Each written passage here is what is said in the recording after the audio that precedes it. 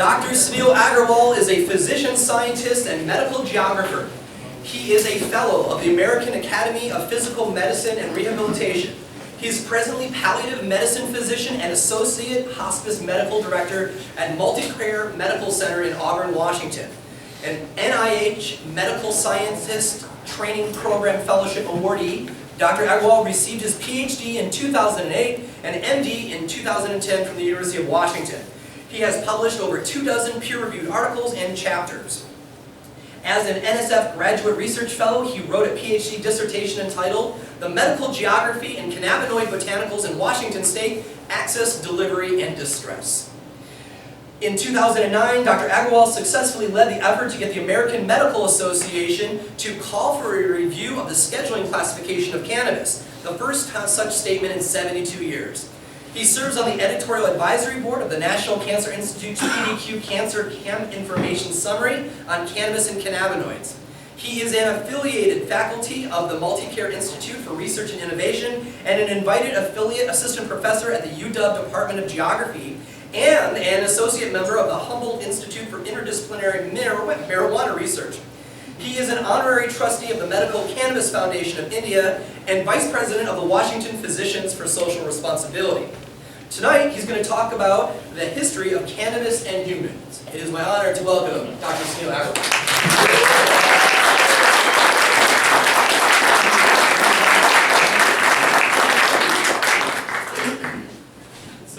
Here. I've heard about the Vashon meetings for like years, all the way back when I was in New York, and I've been waiting for years to come, and I'm really, really happy to finally get a chance to be here. Dominic, wherever he is, there he is. He first started telling me about these meetings, and I would see pictures of this strange hall, and it just was, what a scene, what a place to be, to talk about cannabis in a place which is traditionally set for people to exchange farming, things that they've grown together and be with others socially.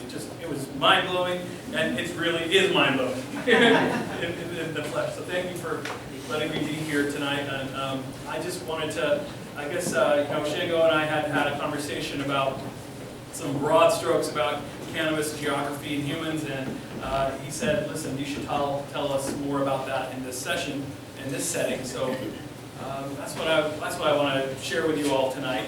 I also want to give great homage to my mentor and friend, Dr. Ethan Russo, who, without him, I would not have gotten that PhD in the University of Washington because he was on my supervisory committee. So here's to Ethan.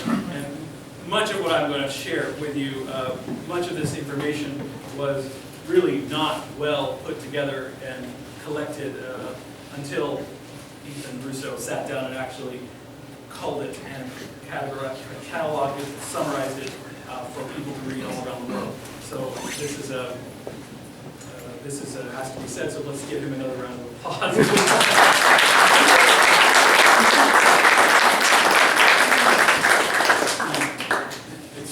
It's wonderful. So anyway, I was very nervous about speaking here, but I told him, please, I don't want to give any alternative facts tonight. So please correct me if you're not the right facts, because I'm not doing that kind of thing.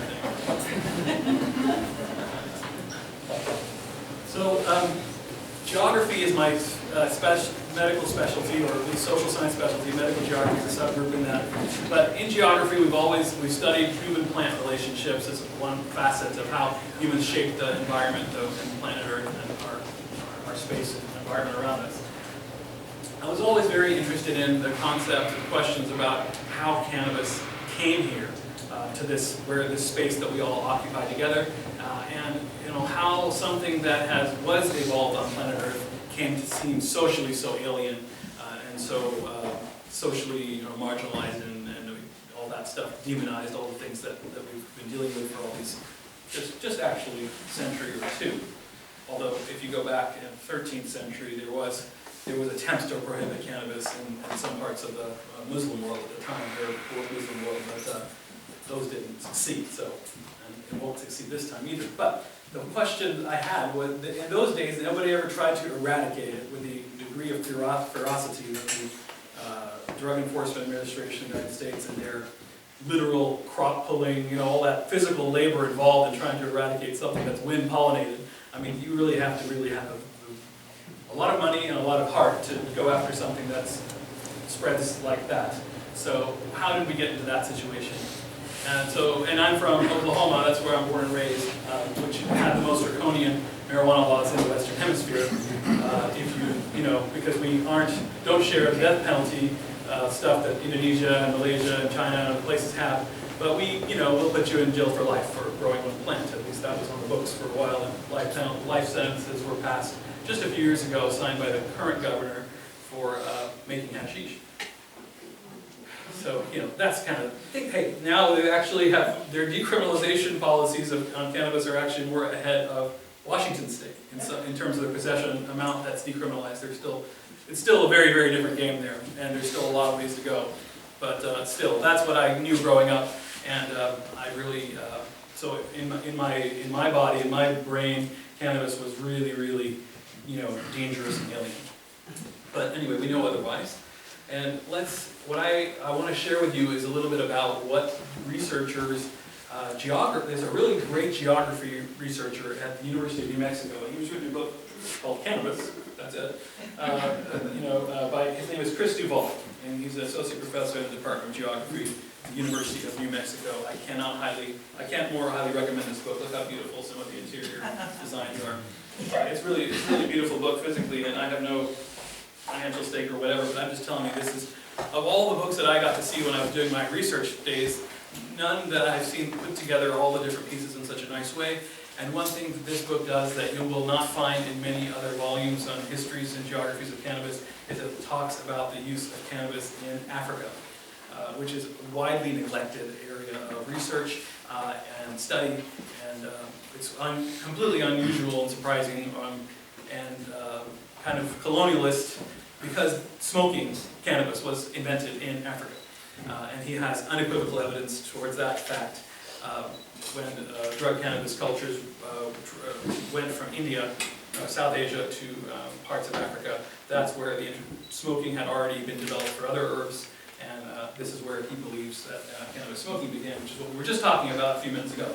But anyway, that's something that's really worth looking at, because we really need to get our brains around actually cannabis's role in the global societies, internationally and historically, so we can actually stake our social commonwealth claim towards it. That's my moral 2 cents about the thing, because if you don't claim it, you're going to lose it. That's true for any of our rights in society, and I think at this day and age, everybody wants to stake a claim. So, but you know what? Cannabis was well there and around well before we even entered the scene, evolutionarily speaking. So, this is what's really interesting, this evolutionary story of actually how this cannabis plant came to even evolve in the way that we become and love it.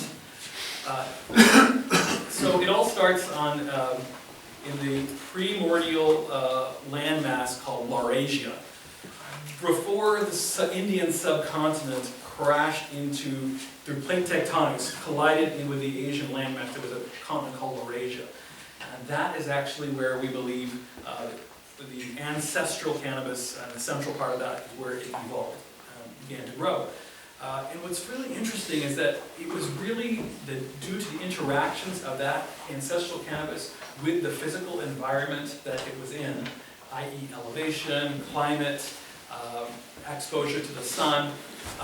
This is how the different varieties of cannabis that we know in 2 major categories developed. So this is what the prevailing theories are in geology and geography of cannabis. So what happened was, this is kind of in between the time of the evolution of nettles and hops. These are the 2 plants that are most closely related on either side to this cannabis plant. And we're talking about somewhere in the range of 30 plus million years ago.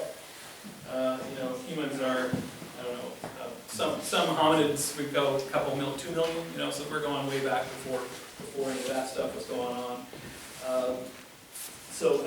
Nettles originated about 55 million years ago, and humulus, or hops, distinguished itself 6.5 million years ago. So somewhere in that window is where the cannabis's window. So in that area of Central Asia, that landscape, there was some highlands over there, but they weren't that high in elevation. But what started to happen is that, due to the movement of the Earth's plates, this Indian landmass began to collide with the landmass of Asia, and those cannabis plants became exposed to increasingly higher elevations over a period of millions of years. This is a very disruptive event in the history of planet Earth. It led to the creation of the largest landlocked area of land on planet Earth. That's whole Central Asia area. Prior to that, many of those places had exposure to ocean, but no longer. This had huge impacts on climate, led to the evolution of the monsoon, and this plant, it sort of caused a separation of two different varieties, two different separate areas of evolution for cannabis. One that was in the area of what we now know as the Hindu Kush Mountains in the western Himalayas, and one that was further to the north. I can't remember the Tien Highlands. There's some area in that part, a little closer to the north, further to the north. And what's really interesting is that what we know is that as cannabis became more exposed to higher elevations in lower latitudes, UVB radiation becomes more prevalent. It's just a fact of life. If you're going to survive in highland areas, you're going to have to be exposed to the sun. And UV radiation can be toxic to your DNA. It can cause DNA damage, which can lead to mutations, which can be toxic or unhealthy and that kind of thing. So you have to develop a survival mechanism. And that's one theory as to why we think that abundance of cannabinoids began to be developed. The ecological explanation to ward off insects and things like that, people don't think that explains fully enough how much, what this was evolved for.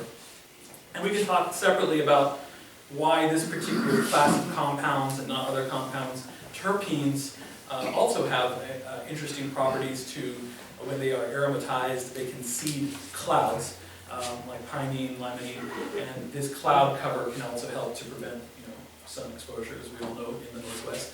So that is another thing going on, but this is kind of a big moment. And then the cannabis stands that were further to the north, what happened there, there was different ages and shifts in the glacial ages. We're now in the Pleistocene era, and between two interglacial periods, people talk about cannabis really had to become a little bit more into the grasslands, into the plains areas to survive in that area, and more closer to rivers, which is different from what was going on in the south, further south, which was more into the mountainous regions.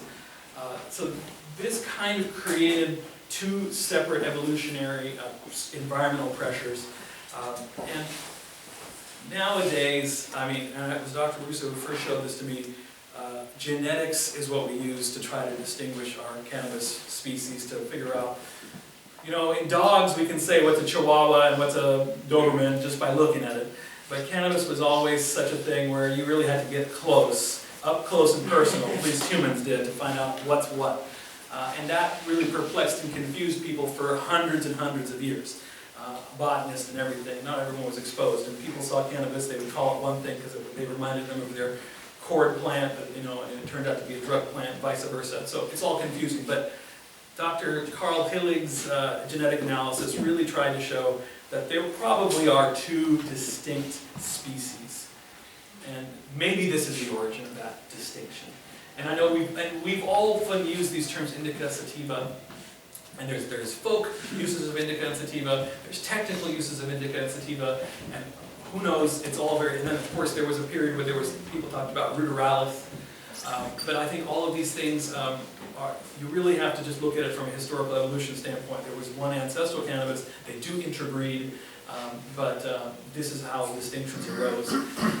Now, the other part of this story is domestication, of course. So, cannabis was doing this thing, and then, along comes, Homo sapiens sapiens, and, we've got some earliest evidence of uses, and I can't remember exact dates here, some 30,000, 20,000 years-ish, something in that range, is that right?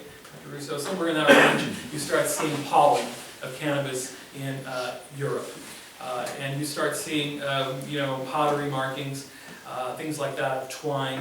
I can't remember the exact years, but there are various distinct domestication episodes that occur in Asia, which is of course where it would naturally first occur because that's where cannabis is. And the movement of cannabis across from South Asia across to East Asia into China, we think was through hunter-gatherers moving through this green belt that came across all of Asia into China. And this is really interesting, you know, to see how people are moving with this. There were uses for seed, uses for fiber, and then the idea of using heated cannabis greens for drug effects is involved in primordial religion. Is the remnant of that we find in primordial religious texts from Zoroastrians, you know, Vedic societies. Those are mainly the existing written texts that go further back. But there's current ongoing archaeologic studies of a civilization called the Harappa civilization, and this one thing called the Bactria complex, which is in like a place called what's now Turkestan or Turkmenistan, this sort of region. You can find clay pots, small cups, and they would have clay pots and they would have little sieves, and inside those clay pots you see remnants of ephedra, cannabis, and if I'm not mistaken, opium. Those three things in drinks that people drank and revered, you know, Same pot? in the same pot. Yeah, it's a mix, you know, it's a mixed wine, mixed drink. This is ephedra gives you the stimulation, opium, you know, somnolence, and cannabis, a little activation as well, other sorts. This combination was possibly part of the primordial soma that has been sung about for centuries, or haoma in other texts in Persia. So this was a drug complex. This was not around, you know, cannabis to starve for famine or cannabis to make my shoes. This was cannabis to bring me relief from distress, anxiety, and closer to divinity, spirituality, spiritual development. And in different parts of Asia, you saw different developments of these types of cultures. And sometimes there was more drug and less of the thread and utilization, and sometimes it was the other way around. But in these areas, indica was all about that. European cultures that developed around the stand of cannabis that came from the northern population, you know, cannabis was more in the realm of cloth and fiber. This was described by Herodotus. Herodotus was the ancient Greek historian. It's the first references you see. The very famous thing is the whole Scythian, I don't know if you guys know, whoever reads this stuff, the Scythian funeral rites of using hemp seeds thrown on flames, and people have guessed that maybe that was also psychoactive, but we don't really know for sure. But the other thing that he mentions is that cannabis fiber was used in Thrace, which is you know, that itself tells you that there was a development of a fiber textile industry around hemp cannabis in ancient Greece times, and then spread with the Romans and whatnot. So cannabis was about that. There were some medical uses described for hemp seeds and texts of like for ear infections, I think. Is that right? Okay, so the oil from seeds, but you know, they didn't know much about anything else. So I guess a lot of fascinating developments happened in South Asian cultures around cannabis, but really we don't hear much about it until the 1500s. Because this is the moment when Portuguese sailors land in modern day South Asia and start noticing people drinking this thing called bang, B-A-N-G-U-E they call it. And this was something that they associated with underclasses, people who were doing labor, people who were cooking, cleaning, and then the sailors started to use it too. And they said, "Well, this makes me laugh. This makes me hungry. This is interesting. What is this stuff?" And you know, there's actually some nice quotes in here about the very first sailor who came across this, and you know, he said, "It looks like the stuff we have back home, but it really isn't." I don't know where it is. I'll look for it a little bit. Anyway. These moments start to show Europeans that there's this other type of cannabis, and it starts to spread from there. You start getting also more English sailors start coming.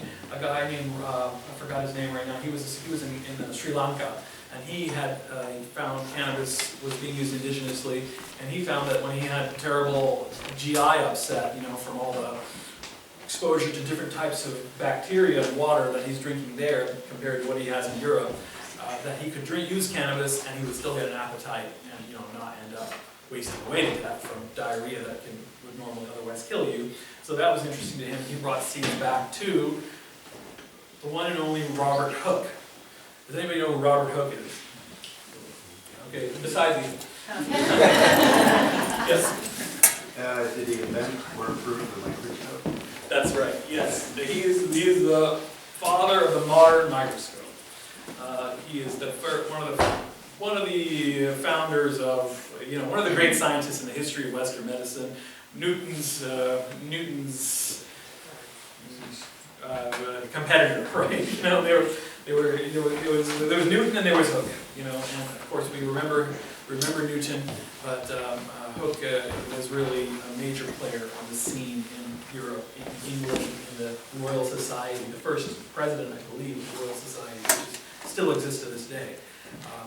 So he started growing cannabis from the seeds that this other guy brought. Didn't do too well apparently, but he also tried using some of the cannabis that he had. And so he is the first Western scientist to methodically cultivate, consume, and describe the effects of cannabis.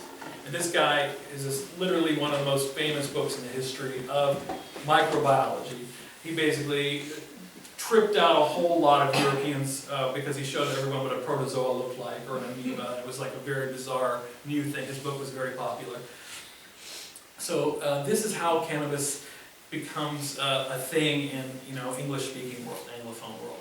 It was through these exposures from colonial sailors to South Asia. Also, a lot of cross-pollination starts happening on the ships of Portuguese that sailed around the world.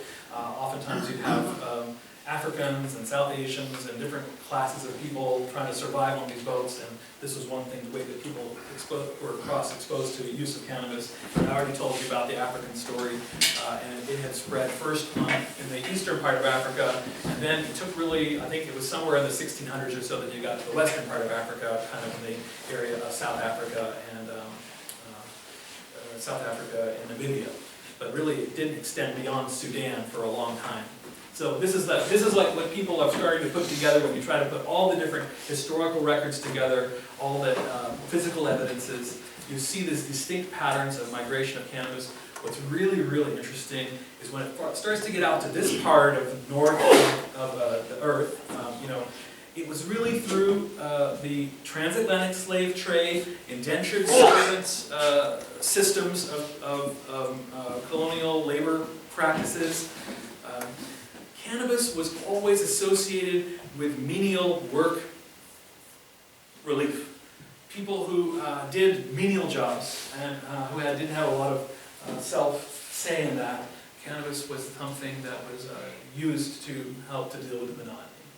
And this famously entered into the popular American discourse in the 70s when, well, if anybody was reading, the medical anthropologist went to Jamaica and studied the use of cannabis in Jamaica, Melanie Dreher and a few other folks, I can't remember all their names. But this was a time when people were saying, oh, cannabis makes you lazy and amotivated. There they would find workers that say, hey, without cannabis I can't, you know, it makes me motivated to work. You know, it was very confusing to people because we'd been taught so long that it led to this state of apathy. And here you have more extant cultures that came from those, you know, Caribbean agrarian work where it was just the opposite. So that's a little bit of how things kind of seeped in here, and you guys have heard more of the stories about Mexican migration and whatnot. The other part of the story I want to share with you is kind of the history of medicine, because a lot of these things are forgotten. People don't really talk about how cannabis made its way into the most revered pharmaceutical houses and in the books of the most established and prestigious physicians in the history of modern medicine. They just think, oh, you know, this is something that we heard about in the 1960s and 70s when, you know, people had severe symptoms of cancer and HIV, and then of course glaucoma. Those three are really how people think that cannabis as medicine became a thing. But really, and this is a lot of Ethan's work, has shown multiple uses of cannabis in various systems of medicine, traditional Chinese medicine. So the traditional stuff that we know about, traditional Chinese medicine, Unani, Tibi, forms of Persian medicine, a very famous doctor, Ibn Sina, also called Avicenna in the West, same guy. When you look at the government of India's traditional knowledge digital library, where they try to catalog all their plants so that somebody doesn't come and Monsanto their traditional, crops, which has been tried multiple times, such as neem and turmeric, have been attempted to be monopolized by Western companies. And I believe I've heard that cannabis was also attempted. But what they started to do is create a digital library. They said, no, here's traditional prior use. We got this prior use. So there is an entry in there for cannabis. And what they cite for their traditional, here's our prior use, is the textbook of Avicenna from the 11th century. And it's a really interesting reason they cite this book is because this book of Arabic medicine was what they used in medieval Europe to teach medicine. When there was no medicine besides, leeches and bloodletting or whatever they did, in the Middle Ages. And I don't mean to be completely split, but that's what it was. This was the Greeks got it from the Arabs got it from the Greeks, and the Arabs maintained it and expanded it and then gave it back to the Europeans. And this is the citation they use. But there is a small reference to cannabis in Europe, but again, it wasn't as widely known until the 1800s or the 19th century when these modern physicians were coming to Calcutta, and that's where Dr. O'Shaughnessy, which we all know about O'Shaughnessy's, everyone know about O'Shaughnessy's. O'Shaughnessy's is the name taken by for the group of California medical cannabis doctors since 1996. Dr. McArea's group. He was the grandfather of medical cannabis. He also extracted all this old literature. He's now passed away. 2007, I think, he passed away from liver cancer. Anyway, he named his group O'Shaughnessy's because he wanted to pay homage to this Irish physician who was so brilliant that he actually, learned cannabis from the natives in Calcutta and used it on his patients to treat things like rabies, end-stage rabies, where you get into a phase where the rabies goes into your central nervous system and you can't drink anything, you can't eat anything, you're extremely, you just waste away, and everything you try to put in your mouth, you spit out. And he would give cannabis grains to those patients, and they would be able to start eating oranges and have more relaxation and fall asleep and pass away comfortably. He gave it to patients who had tetanus, really advanced stages of tetanus, where you were just stiff, and he could kind of relax them. Some infantile cases.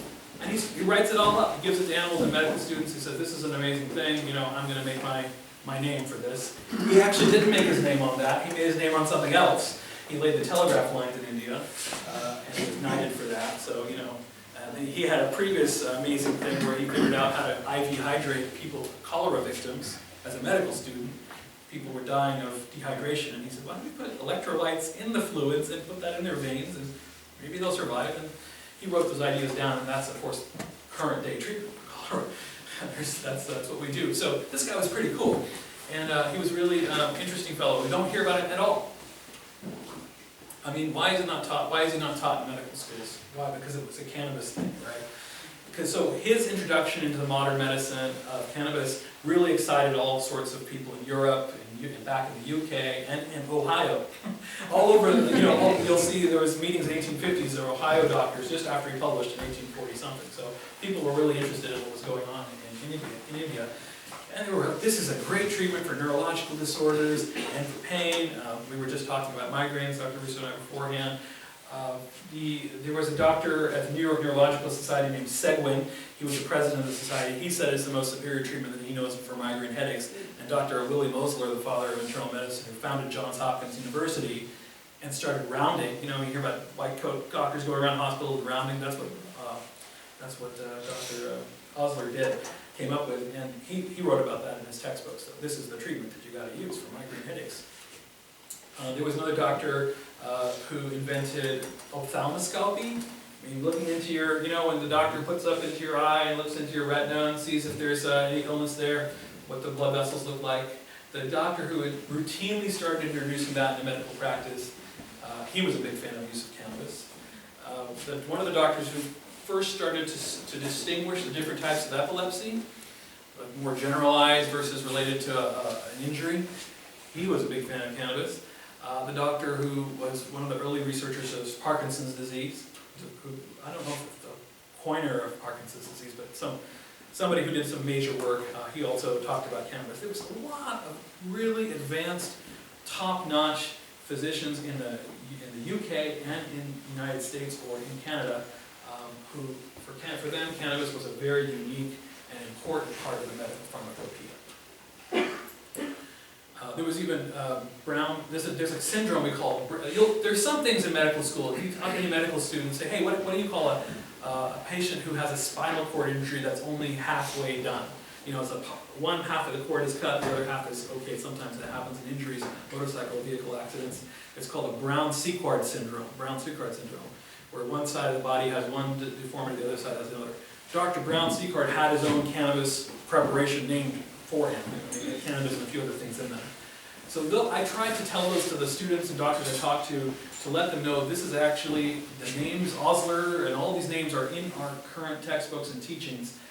All these doctors saw cannabis as something that was an important part of their pharmacopoeia. We unfortunately lost it due to inability to understand what it was, the rising prominence of pharmaceutical houses, the consolidation of power by professionals, and et cetera, and the closure of certain alternative medical practices in the United States. All these things, there was a bunch of forces, not to mention good old-fashioned racism and xenophobia and all the things that we are still dealing with in 2017. Those things were probably worse back then. Anyway, but it's not the science, it's not through cannabis medicine was not a recent discovery. That's it was never alien. It was never alien. It was always tracking along different groups in society that may or may not have maintained a level of civility or respectability. But we're changing all of that now, right?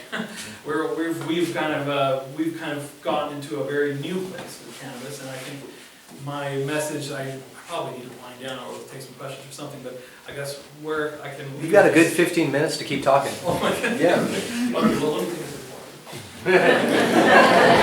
Hurry up. Okay.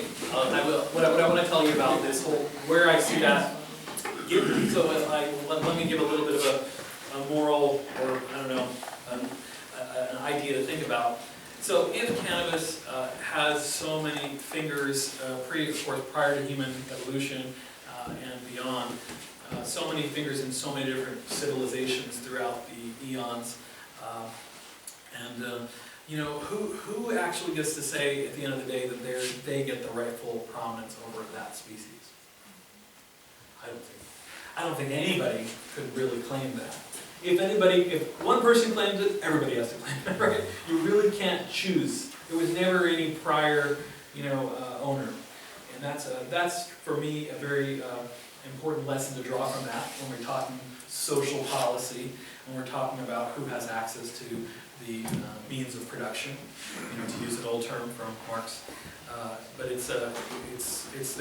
this human-plant relationship is not a imaginary or trivial or kind of a hippie new age concept or whatever. This is fundamental to how we have actually interacted with our planet and the things in it, and that we ignore it at our peril.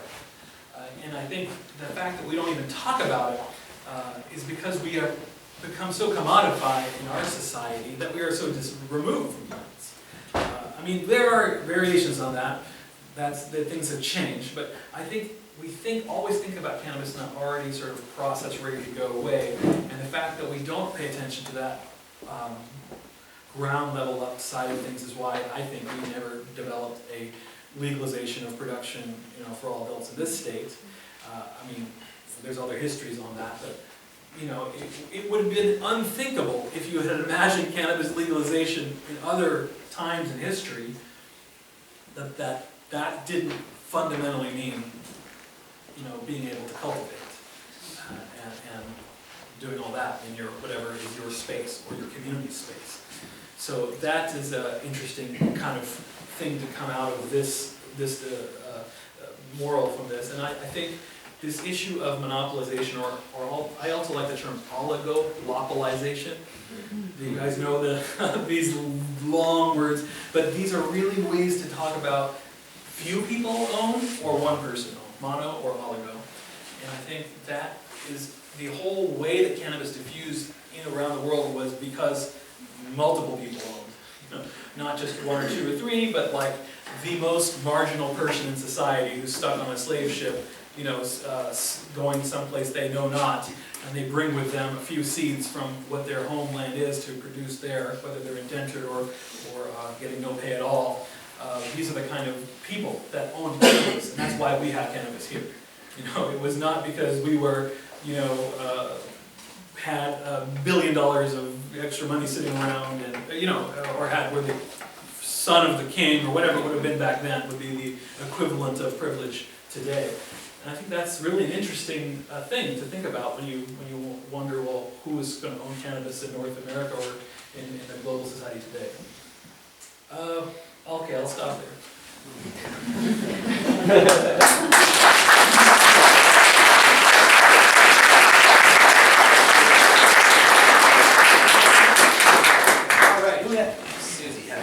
So I'm really interested in cannabis as an aphrodisiac, sexual aid for women after menopause when they kind of lose interest in sex. I've been trying to research that however I can. And of course, the Indian tantric kind of position, they talk about bang for what you should be using, which is a drink, as you said. So what do you think that's the drink? Are they not smoking it then? You mentioned again the sailors singing that. So two things. First of all, modern use on cannabis sexuality. A really great talk is by Dr. Jordan Tischler, Tishcler. He gave a talk at Green Flower Media Cannabis Health Summit last year. He was there with me. About a year ago, I think it was in 2016 in January. It's probably online someplace. It was very good. He really summarized a lot of modern human sexuality research around cannabis. There's even some controlled research on cannabis and blood flow to organs, and there's like psychological stuff, and there's physiological stuff. And there's a whole world of that I know very little about. His talk really put a lot of it together. So please look for that. He's really into that, and I think that's a huge untapped area when we talk about this whole very modern distinction we have between what's recreational and what's really medical and then what's health. I think it's both, right? You can't have you're not going to be healthy if you have no recreation, and if you don't have access to medicine, you also won't be healthy either. So it's kind of you need them both. Anyway, so that's a thing to say. And then the tantric cannabis use. There's a really good paper from 1970s by a Dr. Michael Aldrich, Tantric Cannabis Use in India, Journal of Psychoactive Drugs, I think it was. He was the first one to really, I thought, pull some of these texts together. A lot of what was happening there was various forms of violation of social mores. So people who did not eat meat, that night they would eat some beef. People who did not use alcohol, they would drink some hard alcohol. They would use, cannabis was also a little bit of always seemed, though it was not illegal, there was some groups and certain times you would use it, and if you were using it in an off time, it was like, hey, you're kind of doing something that you're not supposed to. So some of that was that too. But yes, all the use of cannabis in those social, religious contexts was oral. There is inhaled cannabis use as well in groups there, but that's not what's described in Dr. Aldrich's book or paper. And I think that what's happening, is that you just get a longer duration effect. And there is there's a first pass through the liver. You get this stronger 11-hydroxy metabolite of THC, as opposed to when you get inhaled, you get a much lower amount of that. That has more blood-brain barrier penetrability. You have a longer lasting effect, and it's stronger. And you can go all night long. I don't know. I'm just joking. But that's why people would do it like that. Why would you just, we're not, take your time. So that's the way. All right, who wants the top hat? Dominic. I I have a leading question for you, Sunil. You've talked a lot about, humans and the history of cannabis. I want to hear a little bit for the room about the history of women and cannabis. Because obviously there's a gendered history there, and I know that you can speak about it, but. Yeah, and there's a great, she's at University of Southern Maine. She wrote that book on, the WAM community, women. Yeah. I'm blanking on her name just right now, but. Wendy Chapkus. Thank you, yeah. Dr. Wendy Chapkus was a sociologist who had studied sex workers in the U.S. and started writing about cannabis scene, and a really great book. You can check it out, called Dying to Get High. And she has a really great chapter on the gendered issues around cannabis, that some of the notions around cannabis as the female flowers and some of the emotional receptivity things that it does generate in its users. These are part of why it's been maligned, and she kind of ties it into sexual, the feminist lens. And there was another person who's written something else recently. There's tremendous masculinity in the modern High Times portrayals that historically started, because High Times and Playboy started together. They were funded by the same people, they were catered to the same crowd, and it was out of that kind of aficionado, smoking your cigar in your, what is that, robe, that, these notions were popularized, as if it is a strictly masculine, thing, High Time. But that's completely like modern, I was thinking 19th century. Yeah, so if you go further back, historically in Europe, the witch hunts, which were, 100,000 women were burned at the stake or buried through a effort through the royals and the Catholic Church, they really eradicated traditional plant healers. A lot of these were women, and a lot of them, we think, had cannabis knowledge in addition to other herbs. I think that is part of what we've lost. The use of cannabis in childbirth is also something that we know have evidence from in the Levant, like modern Israel, Palestine, in actual physical evidence of people who are giving birth. We've seen in their bones and their remains that they've died in childbirth, cannabis residue. And I think that use in ways to help labor, these things have been completely marginalized, as if that doesn't matter. And then, not to mention, you talked about menopause, and then there's also menstrual dysphoria-related pain. This has, a lot of patients have said that cannabis is helpful for them to have more, when they have severe symptoms. Also in pregnancy, there's the nausea and vomiting of pregnancy. Severe problems, people get hospitalized for. We have no good treatments for that. And we give drugs that may be more harmful to their conceptus than what they are taking. And that's terrible. When cannabis, we don't have strong evidence that it's this very dangerous thing, but we know that it can help people in that scenario. And we don't even have that option available. So there's lots of things that we don't think about that are specific to women's bodies around and their traditional knowledge that have been completely ignored as if that's sort of like a marginal issue. And I'm sure there's way more histories there. They don't have that on That's Earth. what I was leading to. Oh, tell me, yes. No, you did it. You did it. Thanks.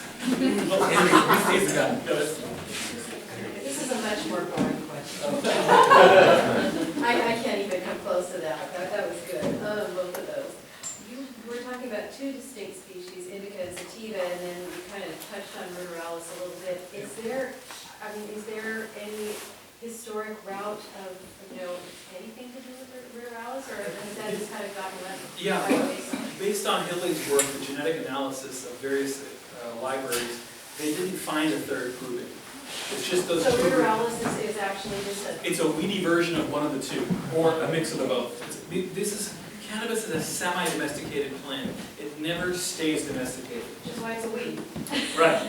That's its own thing. So some of these stands may have been around for millennia, There are still, while in that area where cannabis evolved, I was telling you about, you can still find wild-grown cannabis in the forests and in the rivers. And so I think it came to the attention of Western scientists by Soviet botanists sometime in the 30s or 40s, I don't know, I can't remember when. This is who coined the term ruderalis, Soviet biologists. But I think people just didn't really know. They had no idea for nomenclatures. Again, they were just like physical traits that they thought set it apart. I'm not saying that there might not be, there's definitely a geography to genetic distribution, but if you really want to get into the speciation, we don't find that. That's not, eventually we're going to change the classification has been contested for so long. Even the fact that we used and named it cannabis, and that we had sativa for, it's everything to do with where Linnaeus, the botanist in Sweden, where he was at the time and what he knew about cannabis, he had no knowledge of drug cannabis. It was all the other stuff. I know. So where does hemp fit in with that? Well, yeah, hemp is the uses, what we now call hemp, the uses of cannabis that involve fiber and cellulose, cordage, and seed. You can produce that from either of those two classes of cannabis. That's for sure. Just some of them, what happened in India, they started to make charas and ganja, which are like more something that's, with charas, you would actually you'd run your body through the field and then scrape the resin off your body.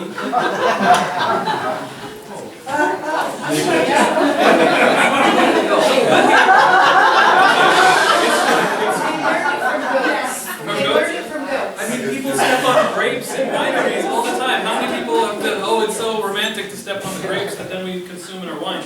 So it's the same kind of thing, except you're just, they would... People are laughing I with presume, delight. what's that? So people are laughing with delight. I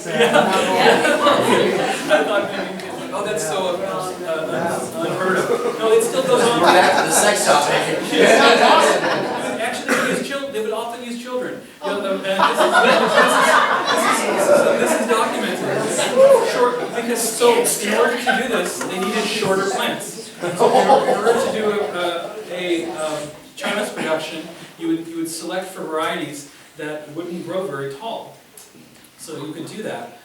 When you were making other materials, you didn't need to do that charas selection, so you could grow taller. So this is one way that some distinctions that we kind of think about broadleaf and narrowleaf and size may have come out of this genetic germplasm pool that was down there.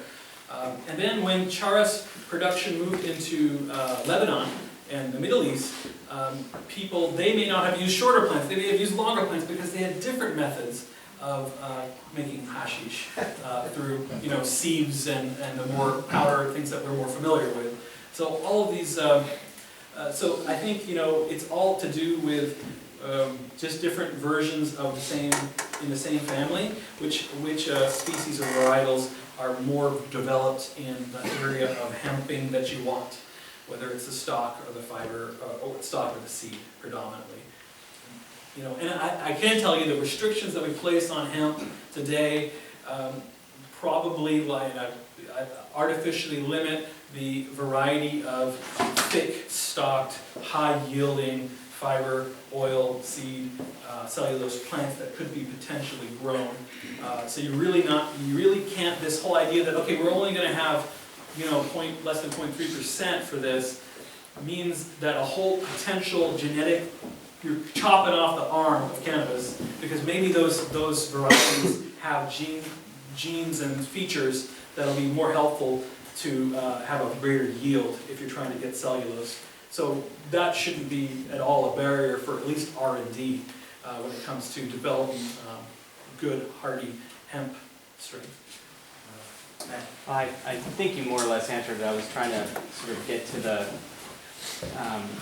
genetic origins of the drug type, non-drug type, narrowleaf, broadleaf, but it sounds like the drug type was being forced upwards over time, and so had to respond through developing new cannabinoids and terpenoids to protect itself, whereas the non-drug type was more having to compete in the, the non-drug type was having to compete in the lowlands, in the, in sort of more in a weedy environment.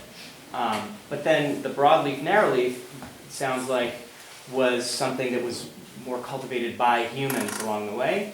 And so do we have really, can you break them into almost 4 distinct groups of kind of base cannabinoids and terpenoids and other, like, is that one way to kind of look at it, is you've got, if you were to look at sort of the whole plant extracts of non-drug type, broadleaf, narrow life, would you have 4 distinct kind of groupings? Might you have? I don't know, I'll let Ethan Russo answer that question. It's beyond my knowledge. I'll just say briefly, there's certain terpenoids that are associated with so-called sativa and others with so-called indica. To me, this is sort of a false dichotomy. I think people are really hung up on these names. What you need to know is what the biochemical composition of whatever the cannabis is. Then you'll have an idea what it's good for. So whether you call it 1 species or 4 species, to me, is beside the point at this time. Anyway, my opinion. I've been on every side of this issue. Yeah, totally great discussion, right? So understood about the cannabinoids of the different species, but what are your thoughts about origin of photoperiod specific? So photoperiod specific. So you have like your autoflowers, and then you have, you know, your traditional cannabis species. Flowering at night. You're talking about the daylight flowering patterns? So I just, recently had my first experience with growing some autoflowers, and there was kind of an aha moment. I thought, well, perhaps this expression of cannabis was more in areas where they had to capture a certain growing, season and had to, happen fast. So I thought, well, maybe this genetic, expressed in the northern or deep southern hemispheres, It was just a total random thought, right? As opposed where, our traditional cannabis could be, generating from, more of the tropic region where you would have, the seasonality would go on. It's just a thought. That's what I think. Your thought is what I think the thought that people have, at least in this text. He talks about the day-night, or at least the flowering pattern based on stresses of number of days of darkness and days of lightness has something to do with the latitude in which cannabis is being evolved. So it has everything to do with that. I think that makes the most sense. We have different, probably there's other plants that have different behaviors that come from the northern latitudes where there's much darker periods in winter that are still living. Cannabis is one, I think, the most domesticated plant on planet Earth. There's no other plant that grows in so many different places. So this is extremely adaptable. So it's got to be a wizard to adapt to different daylight cycles. I mean, the plant still has to do photosynthesis, has to have dark reactions, it has to do all that stuff to make it survive. So I think you're onto something, but I have little more to offer than that. But yeah, I think you're on the right track. Doug. You talked about the breeding for hemp and for recreational and medicinal marijuana. When did people start talking about the different effects of different strains of marijuana? Is that a 20th century thing? I'm trying to think. That's a good question. I know that the cannabis that was being sold in pharmacies in the 20s and teens. Some of it was herbal, some of it was tinctures. They had a variety of different effects. People would talk about comparisons between this stuff made by Grimald was different from this stuff made by Park Davis. But I don't think people understood much about. We had no biochemical genetic variation understanding, at least in popular science literature. People actually used this thing called a beam test to distinguish cannabis varieties, and it was a bogus test. But they thought this was testing for cannabinol. It's a big, so nobody really knew chemically. Okay, but what you're talking about is would be probably something that wouldn't have been written down maybe in the more folk traditions. So I would look more into that anthropologic literature if there's anything. This is all like, a lot of that stuff, a lot of the stuff that was sold in the shops, you know, the exposure of the of Americans to growing cannabis was very modern. You know, if you talk about here, that's going to be in the, you know, post operation, whatever that Mexican operation that Nixon ran, you know, his version of the modern Trump wall thing going on here. They did the same thing, and this is what led to domestic cultivation and in the U.S. in a wide and huge explosion. So maybe that's when people started taking that up here. But whether there was knowledge of it, and I mean, I know that you know, the idea of sensimilla, people think this is a modern thing, actually separate, this was, again, South Asian cannabis farmers were separating males from females hundreds of years ago to produce ganja. So that is you know, they probably had a lot of awareness of these different varieties, but I haven't read much about it. Kat? I take your point that the proliferation of cannabis has been a populist issue, essentially. And I think that's particularly important for us now as we're being essentially sold a bill of goods of legalization, yet it seems like to me and some others that it's prohibition version 2.0. Are there other nuggets from history that you might be aware of that we can take faith from and leverage for a better effect than an extremely reactive prohibition? This book is crazy, let me tell you. The relationship of cannabis to various forms of imperialism throughout history is something worth seriously noting. It's really interesting. Look, so let's talk, like, you know, let's say prohibition is really just social control model or whatever. Cannabis production was all the rage for running mercantile systems. To have your ships, your cordage, and it was backbreaking. It's hard work to turn standard cannabis, you know, not pre-modern societies. So you really had to incentivize, and you had to have people who were willing to work for cheap and work hard. You know, Like today. What did you say? Like today. Like today, yeah, for sure. I mean, you know, this was talking about in the history. But yeah, these things certainly we need to learn our history so we don't repeat them. But there's a lot of interesting things. This guy talks about some of the ways in which certain forms of transformation from slave systems to indentured servitude, and how cannabis, both use and forcing people to grow it. So there was a time where you had to force people to grow it, not for, you know, for hemp. And then the dismantling of the American hemp industry after the Civil War, because Kentucky could no longer sell its raw materials to places where slave labor would take over the rest of the development process. It's really interesting. So the idea that, taking money off the backs of disempowered people and cannabis, that goes way back in various forms. And I think we can learn a lot from understanding how that was actually done by these different imperial powers. What did you say? Nothing's changed. Yeah, I know. It's too bad. But I think we know a lot more. You know, knowledge. I do believe that education, knowledge will. You know, and I think, you know, you can't. It's not. We can't call it alien anymore. I mean, we can't in good conscience. Now there's different various ways that we're trying to alienate cannabis now. You can look at the. I mean, the government is. So just recently, the National Academy of Medicine put out this report, big study, January, said, okay, I can conclusively say the leading scientific group in America, cannabis has effects in chronic pain. It relieves chronic pain. No big surprise to anybody in this room, but you know, the most august scientific bodies said it. But just this morning, the director of the National Institute on Drug Abuse, took issue with that. So we're back to the same, you know, these kind of ridiculous back and forths, you know. And I just think that my view is that cannabis is a traditional plant, and traditional plants have protections under all forms of international law. Now, international law has also got its problems with the UN and who gets to call the shots over there.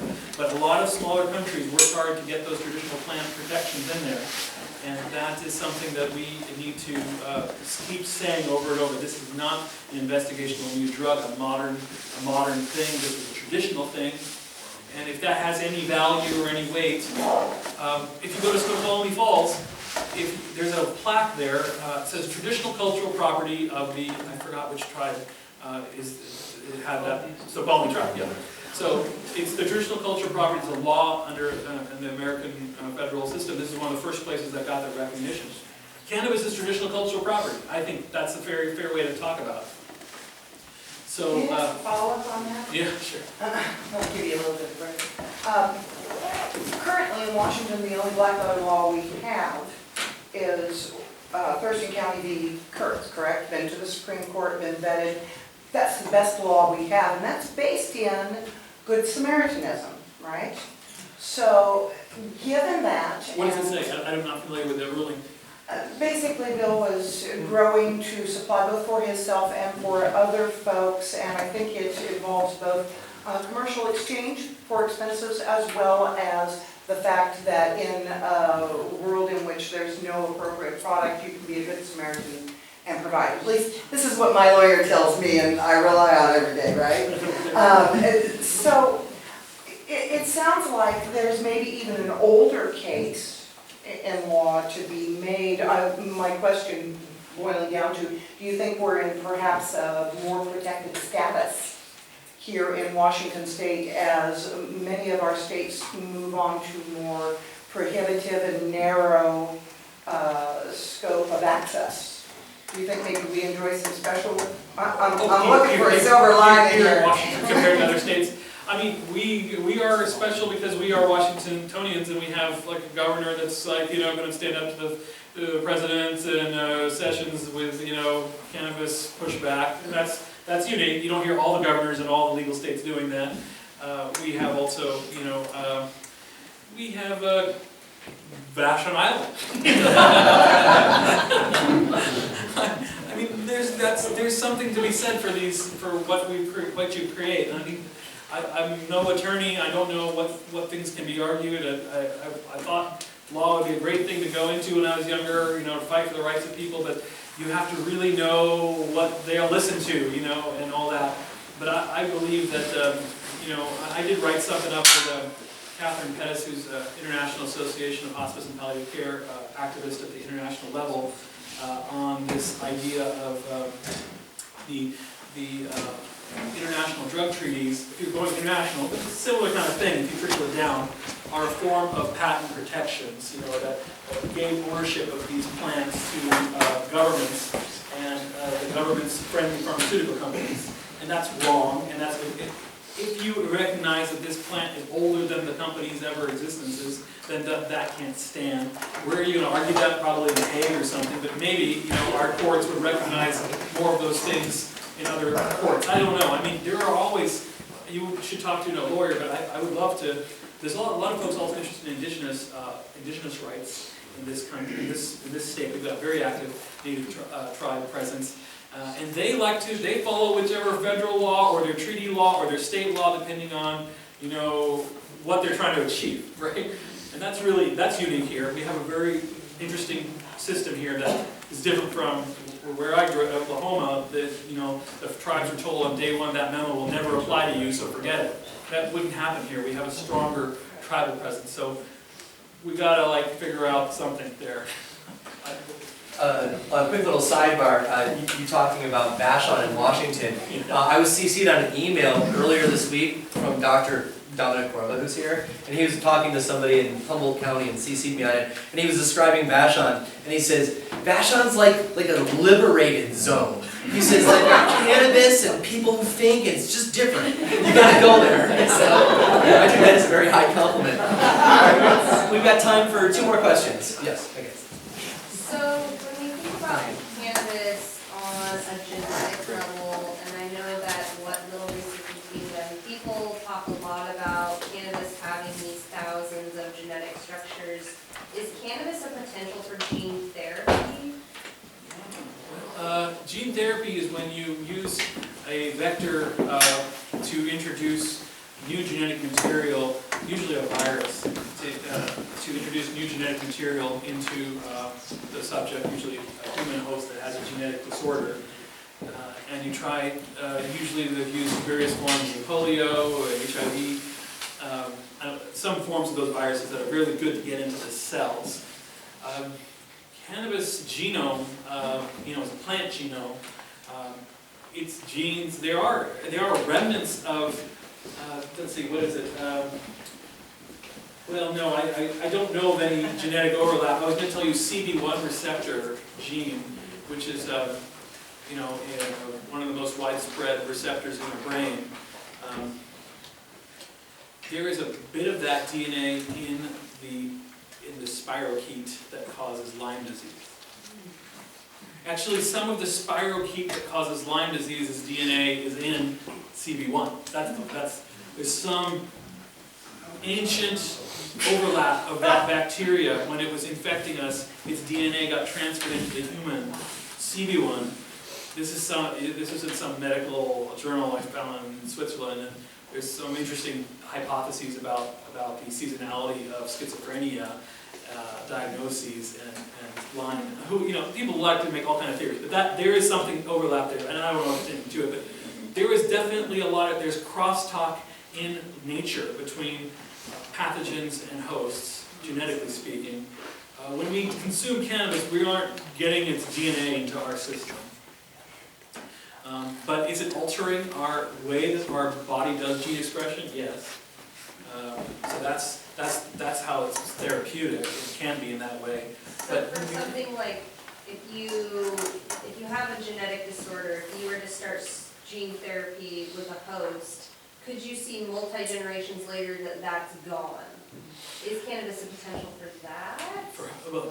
To start changing the way the genetic structure of a person responds to things. So we know sometimes genetic mutations start happening because of outside sources. So could cannabis reverse those effects and do the opposite? So Exhibit A, you have a host who has a genetic disorder, you give it to them, it kind of treats, they have a next generation, you give the next generation treatment even though they're not affected, and then by the third generation you don't have it affected, potentially? We'll talk more in here.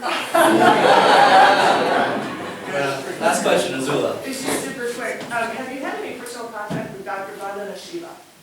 No, I have not. Please.